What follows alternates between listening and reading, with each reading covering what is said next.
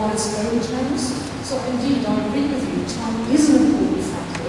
But if I look at the other countries that we've mentioned, or regions that we've mentioned, take Chile, take Kenya, take South Africa, the kind of commissions that we've had a very different mandate than the one the Lessons Around Reconciliation Committee here in Sri Lanka has had. The mandate, both, as you know, in Chile and in South Africa, was a clear mandate, was to really investigate crimes against humanitarian law, crimes against human rights. So I think the mandate here that we've had was more limited than the mandate the commissions had in both Chile and South Africa.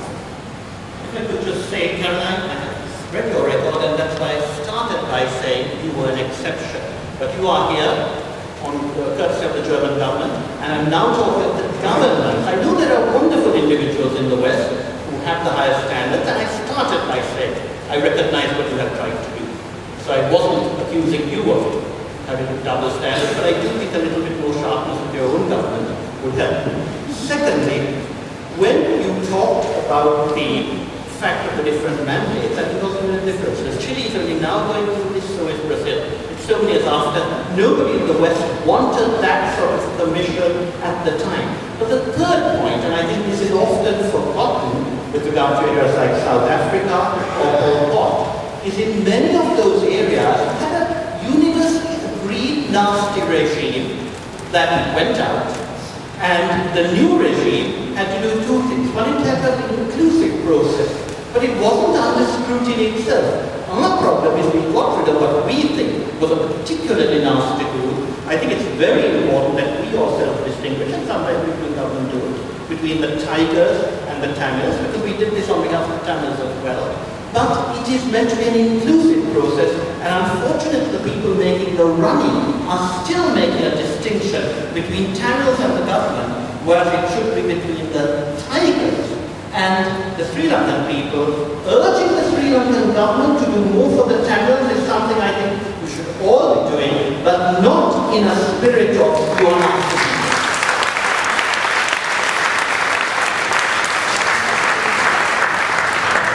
One more question which I'd like to direct to Caroline and our gentleman from the Armed Forces before we close, and that is, Caroline, in your book, there was a phrase, the mass graves, the pain being real, the high emotions, and the dead eyes. Now, to be as human beings, whether we are fighters, whether we are terrorists, whether we are regular civilians, do we get sensitized, desensitized at the end of the day? Do we get desensitized by looking at such problems? Yes, when we are faced with the realities involved. I think you have to distinguish between whether it's images or whether it's words. I think there's a risk if there's too many images, gross images, massacre sites that might desensitize people. I think words don't. I think there's a huge difference between imagery and text. So what you're saying is imagery desensitize? Might desensitize, I think. People might just not look anymore. But I think there's another more, for me, the present there's a very important issue about desensitization during war times, and I think that is that, as I said before, war is not over when the war is over. So I think what happens is that, there are breaches of law, there's, people tend to think that because someone is a terrorist, they can do whatever they want with such a person. And I think the desensitization is what happens during war, and then to return to a normal society, a democratic state. I think it's very, very important that you somehow realize that you now are in a peaceful society again. And that I think is a real risk of war, is that it desensitizes what we can do to other human beings. Well,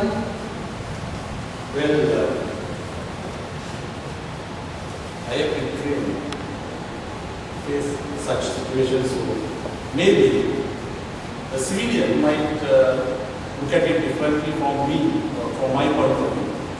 Whether the people would get desensitized seeing the atrocities, I would say yes.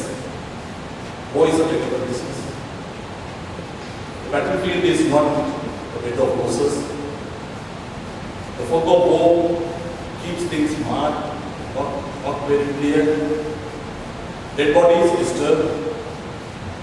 Seeing colleagues, soldiers with whom you brush your shoulders in the morning, dead in the evening, hurts. But I think whether it desensitized, maybe individual. It's a person-to-person.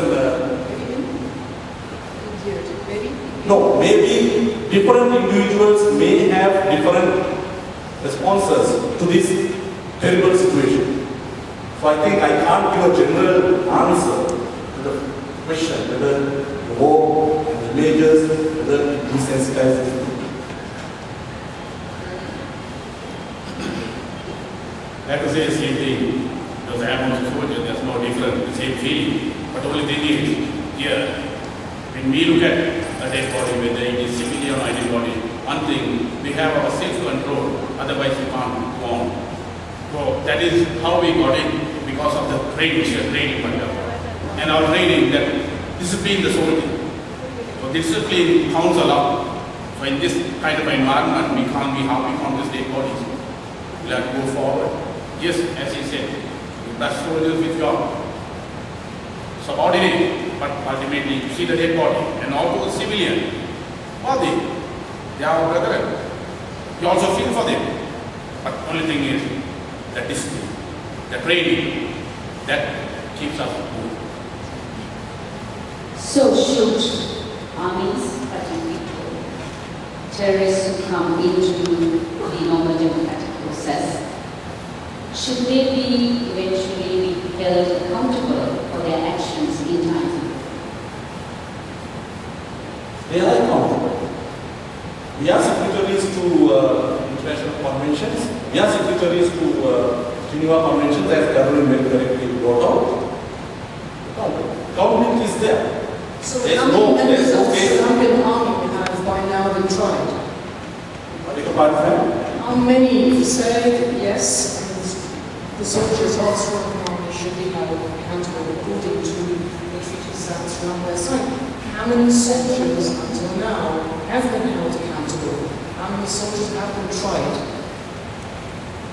You yourself, I think, mentioned earlier that in war, collateral civilian damage occurs. But I think people should not be held responsible for collateral damage that takes place. The war is not, as I told you earlier, it's not something without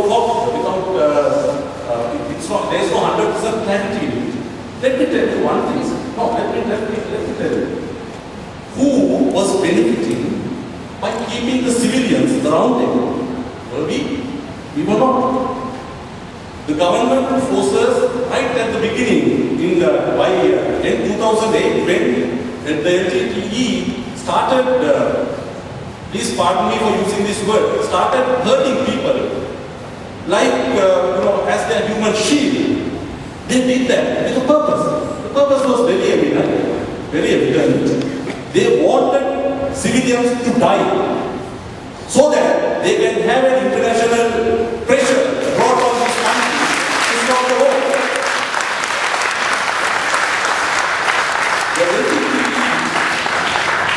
The LTTE did that purposely. So when the purposefully the civilians are held with you, and when you position your weapons in the middle of the zone where civilians are, and also, now I think there is a misconception that there were no-fire zones that were announced and people were asked to move in. No, there was nothing like that. How did these no-fire zones came into being? The government monitored where the people were, and those places then were demarcated as no-fire zones and given instructions to the armed forces to stop firing into those areas. And that was a unilateral action by the government. It was not an agreed zone where the people were asked to go. We did not ask people to go anywhere. We asked people to come to the safe zones out of the combat area. But LTT did not allow them to come out of the combat area. They kept them in the combat area for their advantage to ensure that there is deaths, to ensure that there is damage to the civilians, so that